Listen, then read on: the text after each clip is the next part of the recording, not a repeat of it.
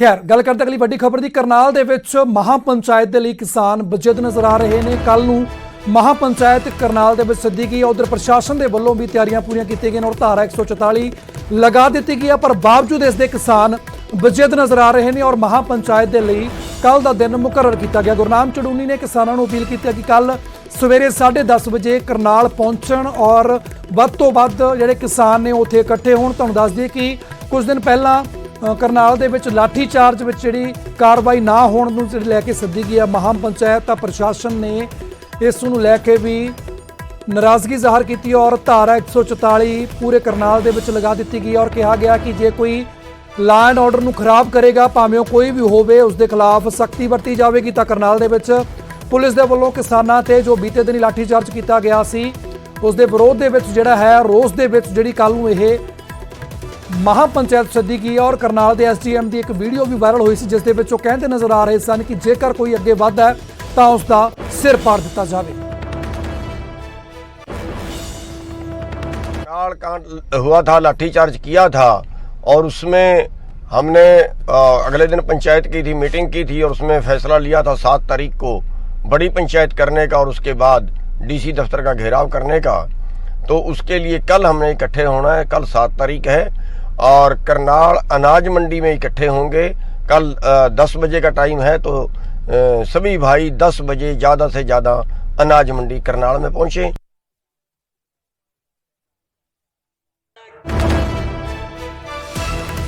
तो कल नूं 10:30 बजे अनाज मंडी करनाल दे विच पहुंचण की अपील की गई है गुरनाम सिंह चड़ूनी दे वल्लों। तां स्थिति तनावपूर्ण बनी है, इस दे विच कोई दो राय नहीं। सीधा चलदे हां ग्राउंड जीरो ते साडे सहयोगी हिमांशु नारंग जुड़ रहे हैं करनाल तो और साडे नाल बीजेपी के सीनियर आगू ने जिहड़े नेता ने हरियाणा के और जिहड़े हैगे ने कौमांतरी बुलारे भी ने जिहड़े बीजेपी के वल्लों, उन्हां नाल भी गलबात करांगे। साडे नाल रमन मलिक जी भी जुड़नगे, पर सब तो पहले चलते हैं ग्राउंड जीरो ते हिमांशु नारंग दे कोल। हिमांशु, तां कल के दिन के उपर सब दी नज़र टिकी हुई ने, खास तौर के उपर किसानां दे, क्योंकि जिहड़ा लाठी चार्ज होया सी उस नूं लैके जिहड़े इंसाफ की मंग कर रहे हैं किसान और कल नूं महापंचायत सद्दी गई। हालांकि प्रशासन के वल्लों भी धारा 144 लगा दी गई है, सख्ती के संकेत भी दिते गए हैं, पर बावजूद इसके कल सवेर नूं जिहड़ा है वो इकट्ठे होने का सद्दा गुरनाम चड़ूनी वल्लों भी दिता गया है। कि कुछ अपडेट और किस तरीके की तैयारियां ने?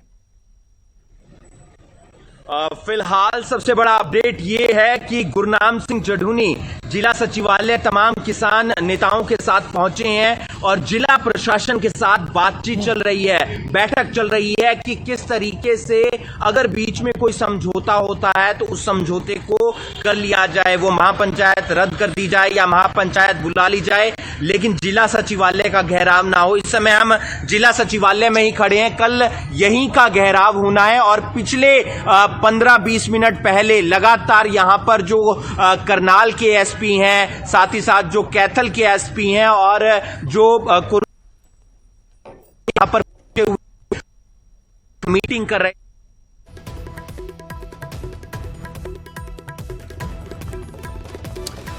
तां गुरनाम सिंह चड़ूनी किसानां समेत पहुंच चुके ने उस जगह के उपर जिहड़े दफ्तर नूं जिहड़े कह लिया आपां कंपलैक्स नूं घेरन की तैयारी दे विच तां अज तो ही जमावड़ा होना शुरू हो गया। सीधा चलदा साडे नाल इस वेले गैस्ट जुड़ रहे हैं बीजेपी के जिहड़े कौमी बुलारे ने रमन मलिक जी, जिहड़े कि बीजेपी हरियाणा नूं बिलोंग करते हैं। मलिक जी स्वागत है न्यूज़ 18 पंजाब हरियाणा हिमाचल के उपर। मलिक जी सब तो पहला तुहाडा रिएक्शन चाहना जिस तरीके के नाल करनाल दे विच स्थिति बनी सी जदों CM दे प्रोग्राम सी और लाठी चार्ज होया और सिर तक फाड़ दिते गए, सब तो पहला जानना चाहना कि किस हद तक उस डिसीजन नूं उस SDM दे फैसले नूं तुसीं सही समझते हो? देखिए, ये इस पे बहुत बारी हम बात कर चुके हैं और इस बात के ऊपर हमको क्लियर रहना चाहिए कि जो संविधान आपको ये इजाजत देता है कि आप प्रदर्शन करें, आप विरोध करें, वही संविधान आपको ये इजाजत नहीं देता कि आप पब्लिक प्रॉपर्टी को इलीगल ऑक्यूपाई करें, आप नेशनल हाईवेज को ब्लॉक करें, आप पुलिस पे पथराव करें, आप पुलिस के ऊपर फावड़ों से अटैक करें। ये अधिकार आपको नहीं है। संविधान की पूरी अनुपालना करना सरकार और प्रशासन का दोनों का दायित्व है, उसका निर्वहन होगा। लेकिन मलिक जी, किसान बोल रहे थे कि वो तो शांतमय ढंग से, जैसे कि पिछले लंबे समय से कर रहे हैं, वो तो शांतमय ढंग से 26 जनवरी को भी शांतमय ढंग से थे। याद है ना? कल जो हुआ, जिस प्रकार से कुछ महिला पत्रकारों के साथ अभद्रता हुई, वो भी संवैधानिक होगा। मेरे को तो कई बार शर्म आती है कि जो हमारी फोर्थ स्टेट है, जो कि पत्रकारिता को देखती है, उनमें से कुछ लोग जिनके ट्विटर के ऊपर ब्लू टिक थे, वो बड़ी हंस हंस के और अच्छे तरीके से कह रहे थे बहुत अच्छा हुआ। क्या किसी महिला पत्रकार के साथ अभद्रता होना अच्छी बात है? किसी महिला पत्रकार को घेर लेना और उसको धक्के देना क्या अच्छी बात है? क्या यही हमारे माँ बाप ने हमको सिखाया है? क्या यही हमारी संस्कृति है? क्या ये देश के किसान का व्यवहार है? ये देश के किसान का व्यवहार नहीं है साहब, ये उन लोगों का व्यवहार है जिनकी सोच तालिबानी हो चुकी है। लेकिन मलिक जी, जैसा कि अभी स्थिति बनी हुई है, हालांकि धारा 144 वहां लगा दी गई है, लेकिन एक वीडियो भी वायरल हो रही है एसडीएम की, जो शरेआम बोल रहे हैं कि जो भी सामने आएगा उसका सर फोड़ देना। देखिए, वो एसडीएम का तबादला हो चुका है यहां से, और वो अब कोई इशू नहीं है, क्योंकि उस एसडीएम का तबादला हो चुका है। मंशा उसकी ठीक थी कि वो ये चाहते थे कि जो एडमिनिस्ट्रेशन है वो अपना काम करे, लेकिन उनके शब्द गलत थे। मैं भी उन शब्दों का खंडन करता हूं, लेकिन बाकी चीजें जरूर उसकी इन्वेस्टिगेशन प्रदेश सरकार कर रही है, एडमिनिस्ट्रेशन अपना फैसला लेगा। उनका तबादला कर दिया गया है। लेकिन अब मैं आपसे एक सवाल पूछता हूं जी, आंदोलन है, आंदोलन हाँ कि ना?